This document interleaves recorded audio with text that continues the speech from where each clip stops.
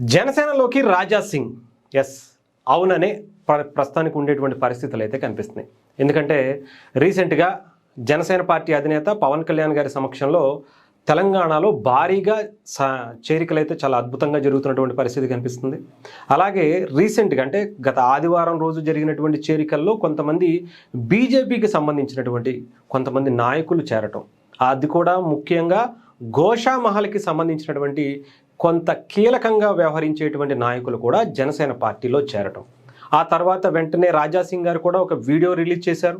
పవన్ కళ్యాణ్ గారు మీరు ఇండివిజువల్గా పోటీ చేయండి, జనసేన పార్టీకి ఇక్కడ మంచి అవకాశాలు ఉంటాయి, బీజేపీ పార్టీ ఇక్కడ కొంత వెనుకడుగు వేస్తున్నటువంటి పరిస్థితి కనిపిస్తుంది, వాళ్ళకి కొన్ని ఇష్యూస్ ఉన్నాయి, అందుకని వాళ్ళు ముందుకు రాలేకపోతున్నారు, కొంచెం కాంప్రమైజింగ్ రాజకీయాలు చేస్తున్నటువంటి పరిస్థితి కనిపిస్తుంది, దాన్ని అవకాశంగా తీసుకుని మీరు ముందుకు వస్తే జనసేన పార్టీ చాలా బలంగా ముందుకు వెళ్తుంది.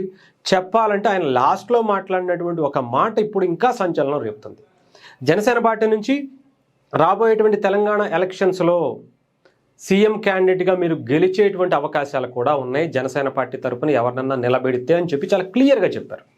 అలాగే ఇక్కడ జిహెచ్ఎంసీ ఎలక్షన్స్ గురించి కూడా ఆయన మాట్లాడారు. చాలా ఇష్యూస్ గురించి కూడా ఆయన ముందు దాదాపు ఒక 3 నిమిషాలు వీడియో కూడా చేసినటువంటి పరిస్థితి కనిపిస్తుంది. ఇప్పుడు దీని మీదే మనం చర్చించుకుంటే చాలా క్లియర్గా ఆయనకి జనసేనలోకి రావాలనేటువంటి ఆలోచన ఉంది.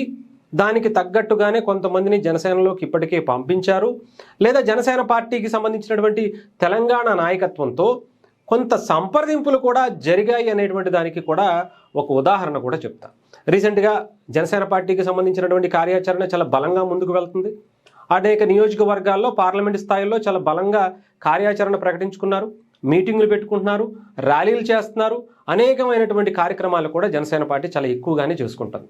ఒక పక్క పవన్ కళ్యాణ్ గారి సమక్షంలో చేరికలు, ఇంకొక పక్కన బలోపేతానికి సంబంధించి ఆయా నియోజకవర్గాల్లో ఆయా జిల్లాల్లో చాలా బలమైనటువంటి ప్రణాళికలు. ఇప్పుడు రాజా సింగ్ గారికి సంబంధించి చూస్తే చాలా కాలంగా అటు రామ్ తాళూరి గారు కావచ్చు, జనసేన పార్టీ తెలంగాణకి సంబంధించినటువంటి కీలకమైనటువంటి నాయకులు కావచ్చు, తెలంగాణ జనసేనలో చాలామంది కీలకమైనటువంటి నాయకులు రావటానికి సిద్ధంగా ఉన్నారు అని కూడా ఒక ఇండికేషన్స్ ఇస్తున్నారు.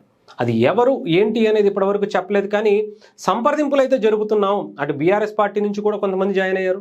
వాళ్ళు చిన్న స్థాయి అయినా పెద్ద స్థాయి అయినా కానీ కొంత కీలకంగా ఆ పార్టీలకి ఆ నియోజకవర్గాల్లో ఆ డివిజన్లో ఒక డ్యామేజ్ జరిగేటువంటి నాయకులు మాత్రంగానే మనం చూడాలి. సో రేపొద్దున జిహెచ్ఎంసీ ఎలక్షన్సే టార్గెట్గా జనసేన పార్టీ వ్యూహరచన చేస్తున్నటువంటి పరిస్థితి కనిపిస్తుంది. రాజా సింగ్ కనుక జనసేన పార్టీలో జాయిన్ అయ్యారు అంటే మాత్రం గోషామహల్ జనసేన పార్టీ ఖాతాలోకి వెళ్ళటం ఖాయం.